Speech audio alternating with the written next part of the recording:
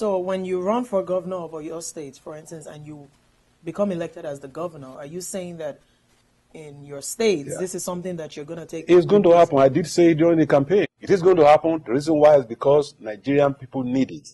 Okay. We cannot continue like this without a change. So let's start by cutting off the salary of... Cutting off the salary and allowances of people. Yes. See, look at America, for example, another part of civilized world. Being in governance is service to the people. It is not an avenue to make money. It is only when you leave government that you can make money, when people can say, oh, this man did a good job. Fashola is doing very well. There are a couple of other governors who are doing very well. But governance in Nigeria should not be seen as an avenue to go and steal government money. It is meant for service. And by the grace of Almighty God and added to the administration in your state of Nigeria, we do that. Yes. I'm doing very well. I'm not looking for money. God has blessed me. Okay. But I want to bless Nigeria by the grace of Almighty God. Okay, so how much is the average salary of a governor, for instance? Well, it should be less than 1.5 million naira a month. I can tell you that. So that's about $10,000. That's about $10,000. But then they have what is called a security vote. In your state, for example, the security vote of the governor is about 64 million naira. That's a lot of money. That should be cut down so that we can use it for other things to help the population, to help the masses.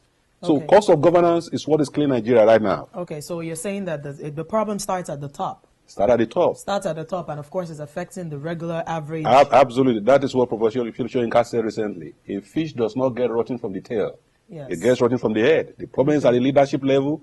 We got to do that. If Jonathan cannot do it, the National Assembly should work in consultation with him to make sure that it is done. Okay. Thank you very much for that. Thank you very much. Yeah, I don't believe that subsidy removal is justified in any way. Okay.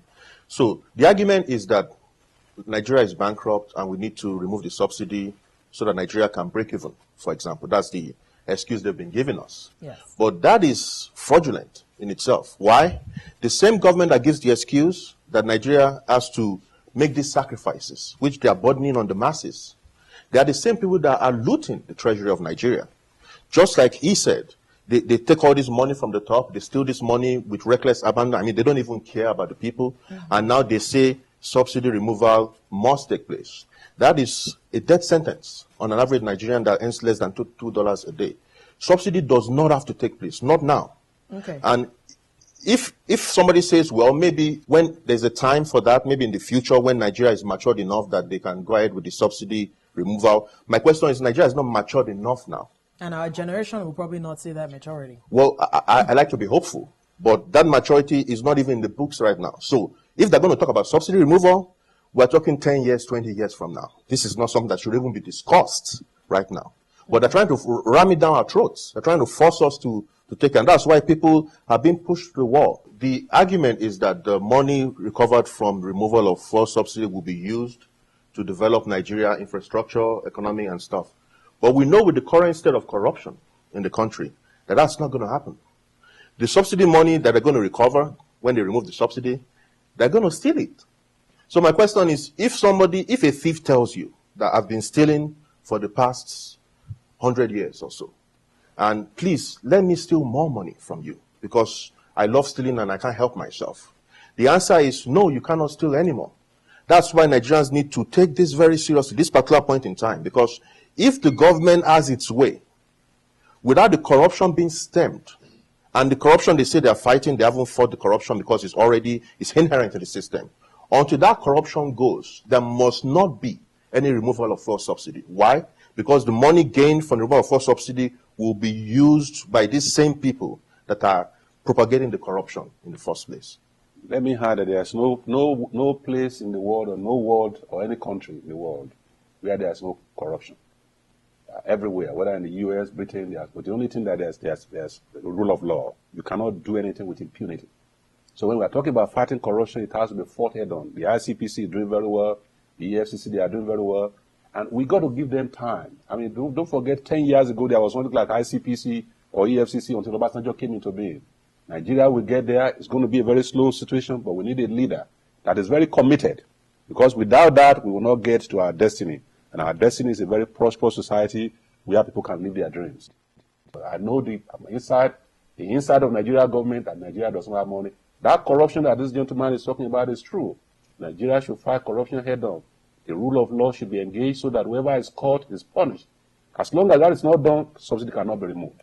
Yeah, but in the time between now and when we get to our destiny, we have to ask ourselves how many people are going to die? How many people are going to starve to death because they don't have the money to supply the basic needs that the government is supposed to supply for them? What is the function of government in the first place? To protect its people, to empower its people. But this government, by taking this step, whether good or not, whether good on the long run or even good immediately, has more or less beheaded its people, especially the poor and dying masses.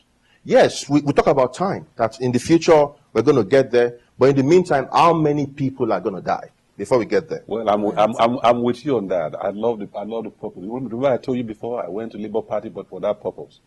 But you cannot give what you don't have. Don't let us go into textbook now. This is practical work. Nigeria does not have money at this point in time, and we cannot blame past government on Jonathan. Jonathan came into being less than 8 months ago. Let's give him a chance. We can condemn him if he fails. But I think this approach of subsidy removal is purely wrong, not because it is not inherently good, but because of the process and the way it was handled. We've reached the very end of our second episode of Headliners, where we're talking about the removal of fuel subsidy in Nigeria. On one hand, I had Mr. Femi Job, who is saying no to fuel subsidy removal and absolutely no to any compromise. On the other hand, he's even saying, let's reduce it from 65 naira to 40 naira. And I had Dr. Aziz Adedoton, who is saying that the timing is not right. Okay. I would like to say thank you to you both. Thank you so much for joining us on another episode of Headliners. We definitely appreciate your presence. We're going to end the show here. It's been a fun hour chatting with these renowned gentlemen. Thank you for tuning in, and thank you so much for watching Headliners. My name is Sheo Maduka, your hostess for the show.